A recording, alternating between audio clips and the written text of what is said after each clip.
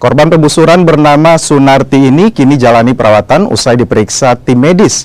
Ibu rumah tangga tersebut alami luka di bagian kaki dan harus jalani rawat jalan. Sunarti terkena busur saat mencari anaknya di Jalan Barawaja, Kecamatan Talo, Makassar. Namun tiba-tiba sekelompok orang datang menyerang. Sunarti yang mencoba menegur pelaku penyerangan justru jadi sasaran pembusuran. Tidak aku tahu ke saya, Pak. Sementara ribu-ribu saya masuk ke di sini. Ini anakku sudah sunnah. Jadi saya cari ki. Ih, ribu-ribu mi orang. Dari menjadi mak keluar mak. Ada mi ini kemana kangku belawai berhenti kok. Saya yang menangkal Terus jadi saya ini cerita ada bilang, "Oi, siapa mau nubusur di sini? Sudah siapa lawan lu? Tidak ada orang di sini lawan kok."